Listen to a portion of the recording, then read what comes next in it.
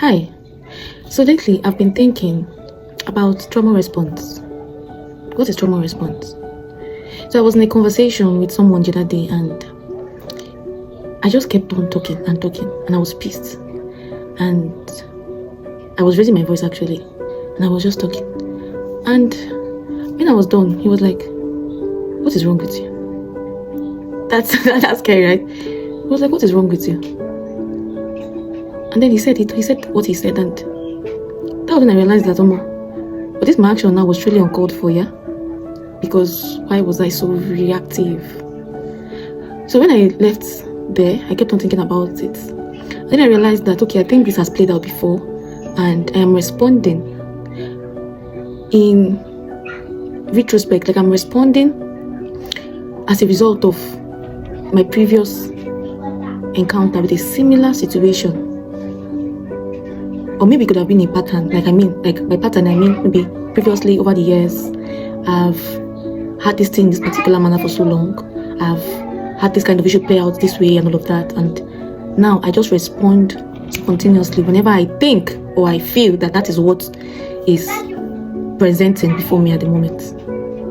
So now, what is trauma response? Trauma response is simply reacting from a place of pain, stress, or a previous overwhelming situation. Now, in my case, it was getting angry quickly, but trauma response can also be expressed in other different ways. Sometimes it could show up as not trusting people. It could show up as people pleasing. It could show up as avoiding communication. It could show up in many different ways. But the good thing about knowing these signs is that it is both important to the person doing it and the receiver. Now, if you're the person doing it, you're able to identify the patterns. You're able to tell when this isn't about the present situation anymore. You're able to also identify what are the triggers, and you're able to work on it. And if you're the receiver, knowing this will also help you to know when to call the next person to order. Like in this case, the person I was in this conversation with had to bring my mind back. Like, what's this? What was it called for? Right? So, as the receiver, with this knowledge, you can tell when that your friend is not just about this situation. And then you may ask, what is really wrong with you? Right? So, how can we mediate? How can we help ourselves from responding from a place of pain? And mind you, sometimes these things are not events that even happened to you. It could be events that have occurred in the life of someone else. Maybe you just heard. Yes, they can be inherited trauma response as well.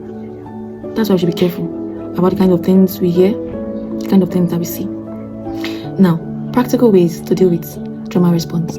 First of all, pause before reacting. Be self-aware. Before responding, pause. Especially if in the course of that conversation, you're already brooding some negative emotions, you're already finding the conversation stimulating. Don't be quick to talk. Pause before you talk. Make sense? Secondly, you must identify your triggers. What is it about this environment or this situation or this context that always triggers me? For some of you, it could be you've modeled the wrong things from peers, from parents, could be dad, could be mom, could be ex relationships. And so now, when you see a similar situation, you respond spontaneously. So identify those triggers. Is it when you feel like the person is trying to meddle in your personal affair, ask some triggering questions? Identify. Know that, okay, this thing always puts me in a particular mood or stuff. Thirdly, talk about your emotions. Don't suppress it. Talk about your emotions. Don't suppress it.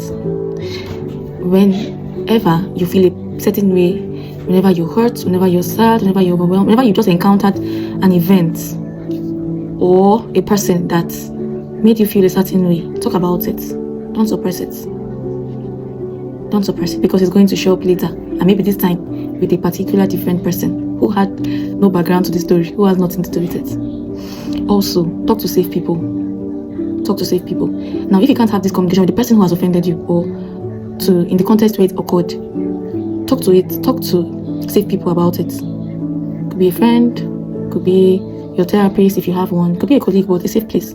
Talk about it. Emotions that are released, they no longer have a negative influence over you. When you talk about unpleasant emotions, you've solved 50% of the problem. So talk about it. Lastly, okay, this is not the last. You could also journal. Yeah. You could also do some journaling, like write your thoughts. It helps you to track your thoughts, track your emotions as well. So you could journal.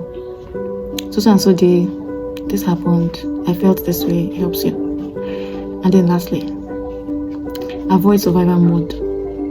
Avoid survival mode. I understand that it's harsh. The weather is harsh. Like in life generally, it could be hostile. You may have had hostile relationships as well. But do not normalize survival mode. You deserve to be happy. You deserve to be loved. You deserve peace. So don't normalize survival mode. Don't normalize it. Take conscious steps to be happy, to build, to connect, to have good relationships, to connect to good people and be a good person yourself.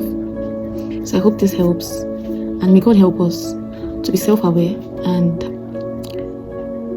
to be able to deal with these negative patterns that we are not aware of. Most times now it's deep in our subconscious. So as events of life unfolds, we're able to target them and deal with them. Now you know better. I hope that you act better. Bye.